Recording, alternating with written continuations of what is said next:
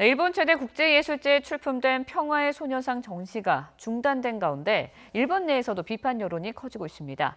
일본 주요 언론은 정치적 압력에 의한 표현의 자유 침해와 검열이라고 비판하고 있습니다. 도쿄 연결해 보겠습니다. 황보연 특파원. 네, 도쿄입니다. 네, 우선 소녀상 전시부터 중단까지 정리를 좀 해주시죠. 네, 평화의 소녀상이 전시된 곳은 일본 최대 국제예술제인 아이치 트리엔날레에서입니다. 지난 1일부터 개막됐는데 표현의 부자유 그 후라는 제목의 부스에 출품돼 화제를 모았습니다. 이 전시 장소는 아이치현 공공미술관인데 일본 공공미술관에 소녀상이 전시되는 건 처음입니다. 또 이 예술제는 전시회 기간에 약 60만 명이 관람하는 일본 최대 규모 예술제입니다.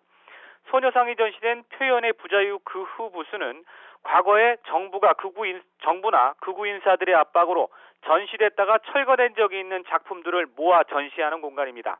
그런데 전시회가 시작된 뒤 주최 측은 소녀상 전시에 항의하는 외부 의견을 1,400여 건이나 받았다고 밝혔습니다. 이런 가운데 아이치현 나고야 시장은 공개적으로 전시 중단을 요구했고 스가 관방장관도 정부 교부금에 대해서 조사하겠다고 밝힌 뒤 주최 측이 스스로 소녀상 전시 중단을 사흘 만에 어제 오후 발표했습니다.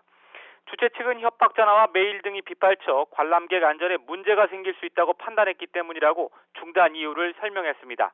그러면서 나고야 시장이나 스가 관방장관의 발언과는 관련이 없다고 주장했습니다. 네, 일본 내에서도 비판의 목소리가 커지고 있다고요? 그렇습니다.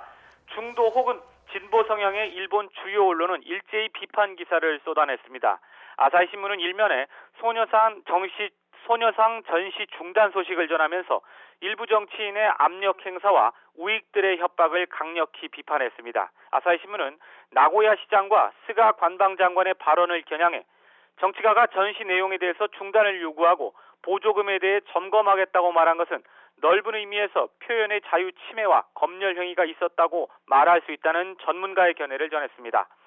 소녀상 전시 중단의 직접적 원인이 됐다고 주최 측이 밝힌 비열한 협박성 행위는 결코 용납돼서는 안 된다고도 보도했습니다. 아사히 신문은 이어 숨죽이고 지켜보던 사람들에게 찬반이 있겠지만 표현의 자유에 대해 생각했을 것이라면서 그 기회가 닫혀버리고 말았다고 지적했습니다.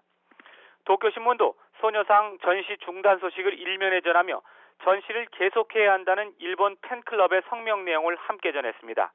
일본 유명 작가들의 모임인 일본 팬클럽은 제작자가 자유롭게 창작하고 이를 받아보는 사람 또한 자유롭게 감상한다고 밝혔습니다. 그러면서 동감이든 반발이든 창작과 감상의 사이에 의사를 소통하는 공간이 없으면 예술의 의의를 잊어버린다고 강조했습니다. 작가 키타하라 미노리 씨는 도쿄신문과의 인터뷰에서 이번 전시 중단은 역사 문제를 직시하지 않는 불관용을 나타내고 있다고 꼬집었습니다. 키타하라 씨는 또 국제예술제에서 이런 일이 벌어진 만큼 일본은 인권의식이 없는 국가라는 점이 세계에 드러날 것이라고 말했습니다.